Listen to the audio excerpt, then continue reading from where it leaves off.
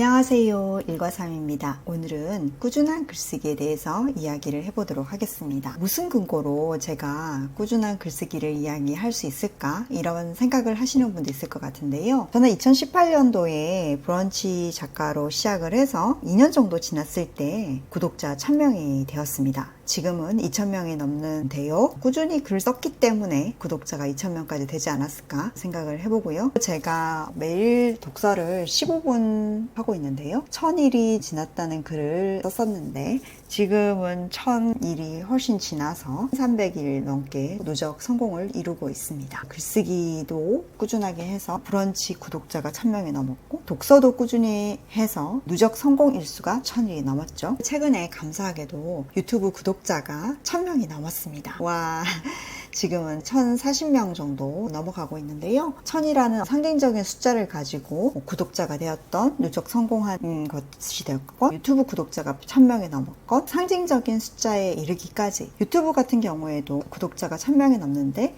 2년 정도 걸렸거든요. 이렇게 된 거에는 한번 시도를 해보자 그런 마음이 있었던 것 같습니다. 나도 한번 해보자 라는 마음과 뭔가 한번 해보고 꾸준하게 연결되었고 그게 2년이 넘으면 상징적인 의미가 있는 데이터가 나오더라 라는 말씀을 드리고 싶어요. 브런치도 2년 동안 꾸준히 썼더니 구독자가 1000명이 넘었고 유튜브도 2년 동안 꾸준하게 영상을 업로드 했더니 구독자가 1000명이 넘었고 책도 누적 성공해서 읽은 게 1000일이 되는 데까지 3년 정도 걸렸습니다. 그러면 우리가 모든 것을 닥치고 2년 동안 해야 될까요? 저는 이 모든 것들이 선택과 집중의 과정에서 이루어진다라는 생각을 합니다. 모든 것을 꾸준하게 오래 하기는 쉽지 않은 것 같아요. 나도 한번 해볼까? 라고 선택을 해보고 그게 내가 좋고 즐겁고 잘할 수 있고 재미있다. 그러면 2년 정도 노력을 해보고 그런데 막상 해보니 이건 아닌 것 같다. 그러면 포기할 수 있다고 생각해요. 저 같은 경우에는 식물 똥손이었거든요. 나는 식물을 키울 수 없는 사람이야 라고 정의를 하고 조화를 사서 집에 장식을 했습니다. 일단 포기를 했죠. 그런데 시간이 지나갈수록 계속 식물을 사고 싶고 키우고 싶은 마음이 자꾸 생기는 거예요. 우연히 마트에 갔다가 벵갈 고무나무를 데려보아서 키우다 보니 잘 크더라고요. 스킨답서스로 확장이 되었고 그 다음에 나도 씨를 뿌려서 키워볼까 해서 바질, 상추, 방울토마토, 캣닙까지 아주 잘 자라고 있습니다. 처음에는 시도를 했다가 포기할 수도 있지만 다시 또 시작했을 때 내가 정말 좋아하는 일이라면 잘할 수 있다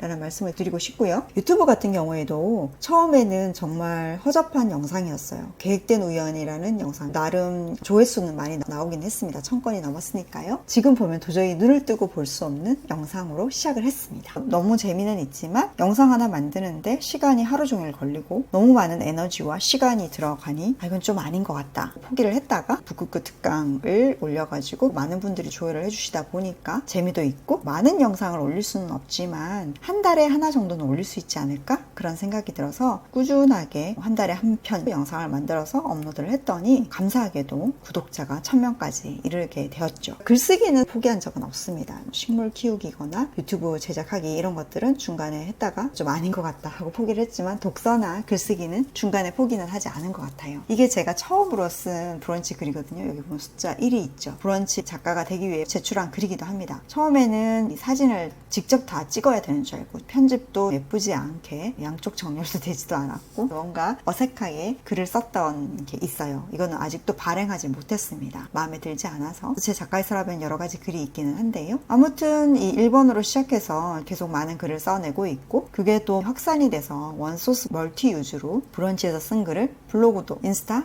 메일리 뉴스레터, 카카오뷰, 페이스북 까지 확장해서 글을 발행을 하고 오마이뉴스에도 기사를 제공을 하고 그게 더 확장이 되다 보니까 이렇게 유튜브 컨텐츠를 만들기도 하고 전자책으로 리디북스나 밀리의 서재, 기타 온라인 서점 같은 데도 책을 내기도 하고 있죠. 브런치는 쉬지 않고 계속했지만 블로그 같은 경우에는 아이들 성장 과정을 기록으로 남기려고 시작을 했다가 멈추었다가 브런치 작가가 되고 나서 브런치 글을 블로그에 원소스 멀티유즈로 재발행을 하면서 블로그를 다시 하게 되었죠. 블로그도 유튜브 다시 시작한 이후로 조회수도 많이 나오고 이웃도 계속 생겨나는 추세를 보이고 있습니다. 그러면 어떻게 하면 글을 좀 꾸준하게 쓸 수 있을까? 꾸준히 글을 쓰려면 어떻게 하면 좋을까라는 이야기를 해보려고 합니다. 일단 저는 이 영상을 보시는 분에게 글을 왜 꾸준히 쓰고 싶은지, 글을 왜 쓰고 싶은지를 생각해 봤으면 좋겠다라는 말씀을 드리고 싶어요. Start with Why라는 영상도 있죠. 사이먼 사이넥의 그 영상도 있는데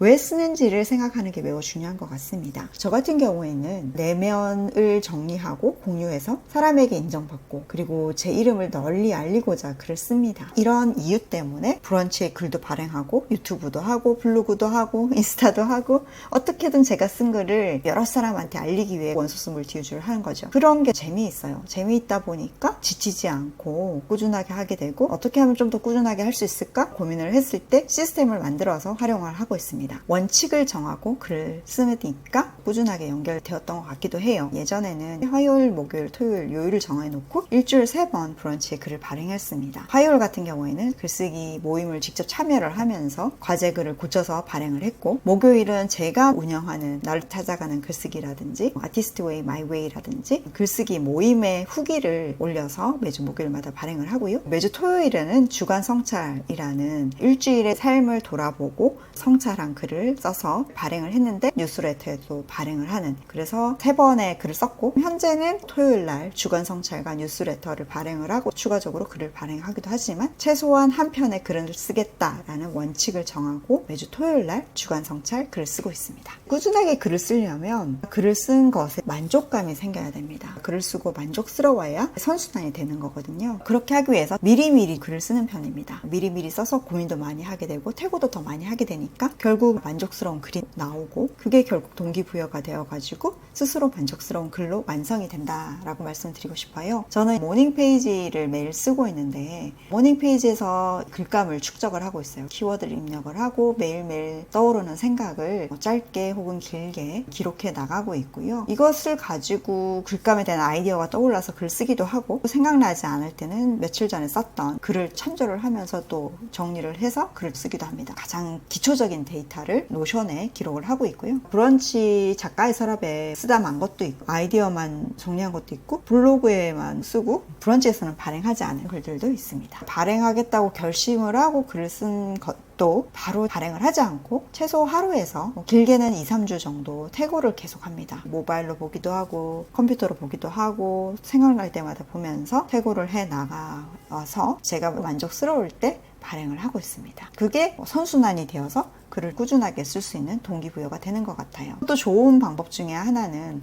혼자 쓰면 재미가 없잖아요. 함께 쓰고 피드백을 받는 것도 좋은 것 같아요. 제가 참여하고 있는 신나는 글쓰기라는 글 모임도 좋고 제가 직접 운영하고 있는 내 글에서 빛이 나요라는 모임이 있는데 주 1회 글을 쓰고 댓글로 피드백을 받고 응원을 받아서 동기부여가 되어서 글을 꾸준하게 쓸 수 있는 거고요. 제가 리딩하고 있는 나를 찾아가는 글쓰기라는 과정에서 주 1회 글을 쓰고 합평으로 피드백을 받는, 피드백을 받았을 때 내 글이 더 향상될 수 있기 때문에 피드백이 중요한 거죠. 그렇기 때문에 우리가 공적인 글쓰기를 쓰는 겁니다. 공적인 글을 쓰고 그것에 대한 뷰가 몇 개 나왔는지 보는 것도 피드백이다 라고 볼 수 있습니다. 같이 모임을 하지 않는 사람들이 브런치 글이나 블로그 글이나 유튜브에 댓글을 달아주고 피드백을 받는 것도 결국은 피드백이다 라고 말씀을 드리고 싶습니다. 제가 말씀드린 것은 뭔가 결과가 나오기 위해서는 나도 한번 이라는 마음가짐으로 도전해보는 걸 권해드리고요. 닥치고 인연하는 것도 좋고 아니면 선택과 집중의 과정을 통해서 포기했다가 다시 할 수도 있는 거고 포기했다 정 아니면 안 하면 되는 거고요. 너무 좋으면 계속 할 수도 있다. 그런 말씀을 드렸습니다. 꾸준하게 글을 쓰기 위해서는 일단 왜 쓰는지 생각을 해보고 원칙을 적어서 시스템을 만드는 게 중요하고 미리미리 써서 스스로에게 만족스러운 글을 쓰는 게 중요한 것 같고 함께 쓰면서 피드백을 받는 게 중요하다라는 말씀을 드렸는데요. 꾸준한 글쓰기가 제임스 클리어의 아주 작은 습관의 힘에서 나오는 행동 변화의 사이클과 동일한 것 같아요. 마지막으로 그릿에서 소개된 글이긴 하지만 실제로 이 글은 메가더상 수상자인 세상과 나 사이라는 책의 저자 타네이시 코츠가 한 말인데요. 이렇게 유명하고 좋은 글을 써서 상을 받은 사람도 잠자리에 들기 전에 자기의 글이 마음에 들지 않아가지고 계속 고치다가 잠을 드는 거죠. 스스로도 형편없고 마음에 들지 않는 글을 보고 또 잠자리에 들고 또 계속 다듬고 들고 잠자리에 들고, 그래서 계속 이 글을 다듬어서 평균 수준으로 만든 다음에야, 그리고 또 한 번 더 다듬고,